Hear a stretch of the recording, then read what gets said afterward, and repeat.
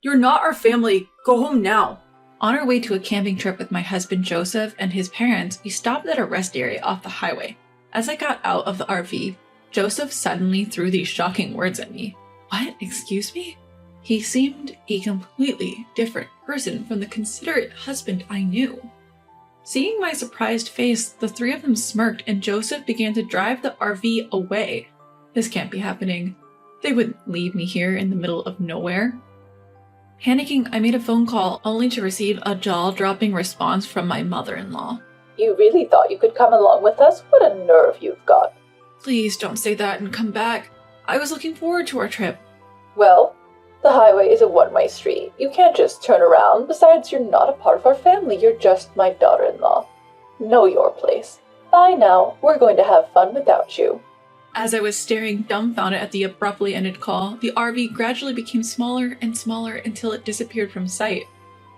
The words that I wasn't a part of their family pierced my heart and ached intensely. This is terrible. They had me prepare everything, and then a wave of bitterness and heartache washed over me. Feeling helpless, I had no choice but to call a taxi and go back home. I'm Allison, 31 years old. I got married 2 years ago to my husband Joseph, who is the same age as me. He bought a house for us when I hesitated to live with his parents. Although it's within a stone's throw from my in-laws' house, it's better than living with them. However, they are free-spirited people who would suddenly ask me to do a huge amount of shopping or even have me clean their kitchen, dirty with dishes and greasy from cooking oil. I cannot deny that it feels like harassment sometimes, but Joseph always tells me, "I'm sorry for the trouble my parents are causing you." So I keep telling myself it's time to endure. His parents are both very concerned about appearances. They treat me surprisingly well in front of others, so I'm careful not to say anything negative about them, lest I become the villain. However, I had been hoping for the day when I could understand my in-laws better, but being left behind by my husband was too much of a shock for me to recover from for a while. The discussion about going camping occurred a week ago when we visited his parents on our off day. When I was asked to clean the storage room, I found a lantern. Do you guys go camping? Huh? What are you talking about? I found a lantern in the storage room. Oh, that. We bought it in case of a power outage. We had completely forgotten about it. I see. My father loves camping, and I used to go with him often. So I wondered if you guys also liked camping. When I talked about my father being a camping enthusiast and owning an RV, my husband's eyes lit up with excitement. That's amazing. I've always wanted to try it. Then it's decided. Let's go on our first family camping trip next week for 1 night and 2 days. Allison, please rent out an RV. My father cherishes his RV and takes care of it whenever he has free time. I'm not sure if he would lend it to us. Now it's your job to convince him. You better beg him to lend it to us, got it? When I hesitated due to the sudden request, my husband pleaded with me. It's our first time camping and we don't know what we need, so it would be safer to borrow your dad's RV. Besides, I want to please my parents with a fun camping trip. Please, Allison. I had no choice but to agree when asked like that. I immediately went to my father's place and explained the situation. To my surprise, he gladly agreed. Really? Is it okay? Of course. I thought you would refuse because you always polish and take care of it in your spare time. If it's for you, Allison, I'm happy to lend it, and I'm touched by your desire to please Joseph's parents. So take this whole set of camping gear so you can enjoy your first camping trip. If you're a beginner, this and this would be good. My father selected easy-to-use equipment for beginners while explaining various things. I was more than happy to know how much my father cared about me, and my heart was warmed. It would be great if this camping trip could help me get closer with my in-laws.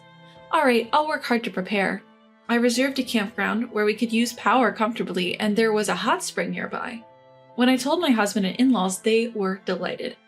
We're so lucky to have you, Allison. I'm so excited. I can't wait. I'm glad you're happy. On the day of the trip, I got into the RV, driven by my husband, full of excitement. We got on the highway and headed for the campground. My heart was pounding with anticipation. After driving for a while, my mother-in-law started being demanding again. Joseph, I'm thirsty. Can we stop at the interchange on our way? Mom, I brought some drinks. You can pick any one from here. None of them really appeal to me. As my daughter-in-law, you should know my tastes. I'm sorry. As soon as I got out of the car at the interchange to buy my mother-in-law a Dr. Pepper as she had requested, my husband spoke shocking words to me in a cold tone, unlike his usual self. Allison, you're not a part of our family, so go home now. Excuse me, what? What suddenly got into you? He seemed like a complete different person. He wasn't the Joseph that I knew, the one who usually showed consideration for me. As I looked shocked and unable to understand what had just been said, the three of them laughed with a sneer and the RV started moving again, leaving me behind. They left me here? In the middle of nowhere? Is this some kind of joke? Panicked, I made a call only to receive a shocking response from my mother-in-law. You thought you could really come with us? What a brazen woman. You are not a part of our family. Be aware of that. Bye. We'll enjoy a good family time without you. I stood still, dumbfounded, staring at the abruptly disconnected call. How dare they? They had me prepare everything, and then they left me out? What was Joseph thinking? A surge of bitterness and sorrow overwhelmed me, but unable to deal with these emotions, I called a taxi and went home. The next day, my husband and in-laws came back from the camp and were excitedly talking about their fun experience. They didn't even bother to apologize for leaving me behind. As I started questioning them about the previous day's event, I received an astonishing response. We did it to discipline you as my wife. That's right, Allison. You never understand your place as our daughter-in-law. But there's no need to abandon me on the highway for that. We had to go this far because you wouldn't get it otherwise. We needed to properly discipline this failure of a wife before we start living together. Upon hearing the word living together from my mother-in-law, I was startled. I feared that discussions were happening behind my back without my knowledge. What do you mean by living together? I haven't heard anything about this.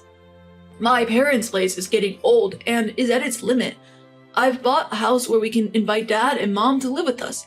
From next year, we'll be living together, so I'm going to be stricter with you. Be prepared.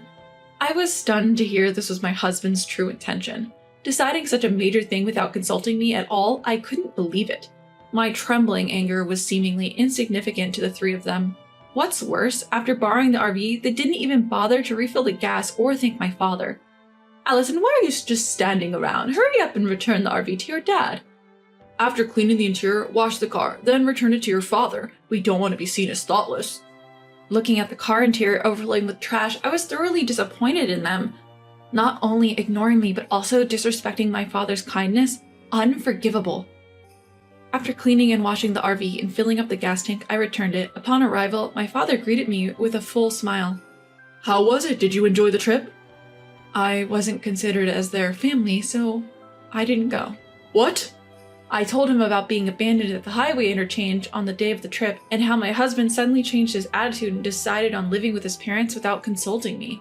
Upon hearing this, my father's smiling face transformed into that of a furious demon. I lent it for you, Allison, and those people did such horrible things to discipline you? What a joke. We will not let this slide. I won't let them have their way, Allison. We're getting back at them. How? I have a secret plan. I also have a perfect place for camping. Listen carefully. You're amazing, Dad. It's sure to work. Keeping the wisdom my father bestowed upon me in my heart, I returned to my in-laws' house where my husband and his parents were still excited about yesterday's events. Now is the perfect chance to lure them. I smiled lightly, carefully keeping my emotions hidden, and spoke to the three of them in a gentle tone. There is an even more amazing place than where we went yesterday. The autumn leaves are incredibly beautiful right now. Why not do a full-scale camping trip? Instead of staying in an RV, why not pitch a tent and enjoy a barbecue while looking at the scenery? At night, you can see a sky full of stars. Really? Where? It's a secret spot that I don't want to tell anyone else. Can I come too to fulfill my role as your wife? That's good! It's gonna be fun! It's in a secluded area, so I'll drive. I'll act right as your wife and as my in-law's daughter-in-law. So can I join you guys? As expected, my husband and his parents were overjoyed and agreed for me to accompany them. We decided to go camping again the following weekend. Just like always, they dumped all the preparation on me, and their pestering to teach me discipline only got worse each day. I carried my secret plan and meticulously arranged for my revenge. And the day of our trip arrived. I borrowed an RV from my father, drove to a remote campsite, and my husband and in-laws were thrilled. Wow, it's like a private site. They looked around restlessly, excited about the new environment. We'll go for a walk and enjoy the scenery. Allison, set up our tent. Understood. Enjoy your walk. Come on, let's go quickly. With those words, I saw off the joyous trio and began preparing for the camp. Then, about 30 minutes later, my husband called in a panic. We're lost. I can't find your dad's RV. I'm on my way home with it. What? What do you mean? Don't worry, I left the bare minimum for you to enjoy a real camp. This was the plan my father had devised. He suggested that they should experience some wild camping, where they would have to get everything themselves, like living on a deserted island, rather than a convenient camping site with electricity and a hotel resort nearby. You better set up your tent early and look for wood to start your fire. I know you guys have no lighter, so you'll have to start the fire yourself. I've left the pot so you can at least cook rice. You left us behind? You were the ones who said that I, as a wife, wasn't part of the family and shouldn't go camping with you guys, so I took you up to the campsite and tearfully went home. That's what you wanted to do, right? Having been hit with my logic, my husband was momentarily silenced. Enjoy camping with just your family. I was about to hang up when my husband, enraged, began yelling at me. Don't be ridiculous. If you don't come back now, I'll get a divorce from you. All right, let's get divorced. You'll regret saying that. Being abandoned on the highway, finding my father's cherished RV filled with trash, I've had enough of living with your parents who does nothing but disrespect me. And you're the ones who will regret it. Go to hell, you stupid woman. Utterly disgusted by my husband, who abruptly hung up, I started driving. I was actually nearby, but I lost all will to go pick them up. After a while, I received another call from my husband. His tone had completely changed, and I could hear his confusion and trembling voice over the phone.